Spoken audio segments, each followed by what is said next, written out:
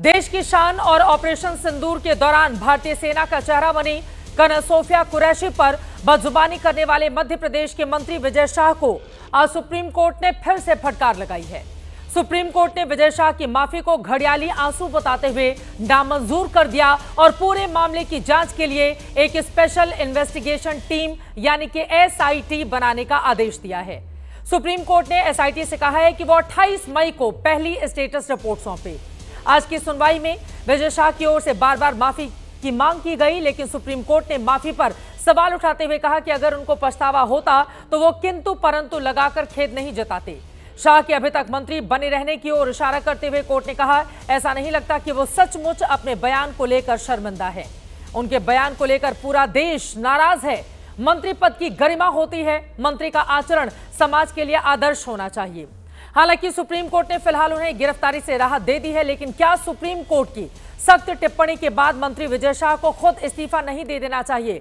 सवाल यह भी है कि अगर मंत्री इस्तीफा नहीं देते हैं तो फिर मोहन यादव को उन्हें क्या बर्खास्त नहीं करना चाहिए?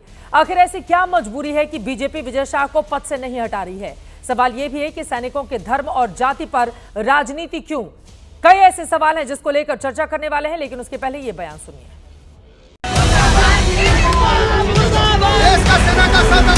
ऑलरेडी कोर्ट के निर्देश का पालन करेंगे और जिन्होंने हमारी बेटियों के सिंदूर उजाड़े थे वही लोगों को हमने उन्हीं की बहन भेज करके उनकी ऐसी की तैसी करवाई। क्या मंत्री विजय शाह का इस्तीफा होगा? इस बारे में सब बता चुके हैं तुमको भैया, सब ऑलरेडी कोर्ट के निर्देश का पालन करेंगे। आज सुप्रीम कोर्ट ने एक ऐतिहासिक आदेश दिया है जिसमें एक SIT कॉन्स्टिट्यूट की है, साथ ही जो इन्वेस्टिगेशन करने का दायरा दिया है 28 मई को इन्होंने सबमिट करनी है रिपोर्ट सुप्रीम कोर्ट में। तत्काल इस्तीफा होना चाहिए। अब चूंकि कोर्ट के निर्देश आ चुके हैं, SIT बन चुकी है, सरकार को नैतिकता दिखाना होता तो मैं समझता हूं कि पहले इस्तीफा लेते। सरकार अनैतिक है, सरकार जनभावना सुनना नहीं चाहती और अपने बयान को लेकर उन्होंने माफी भी मांगी है। हम शर्मिंदा हैं। बस क्या ISI की जांच चाहता है? क्या वो पाकिस्तान की अदालत में इसका ट्रायल चाहता है? हम हमारी अदालत का सम्मान करते हैं। मैं तो पहले भी मैंने कहा कि अगर मेरी पार्टी के होते तो मैं तो अभी तक आजीवन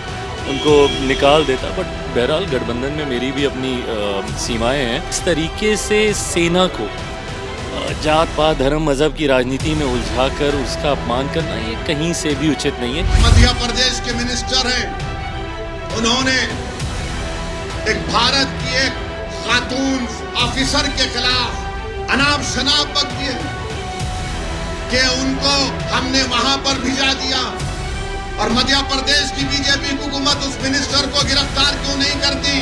सब बता चुके हैं तुमको भैया।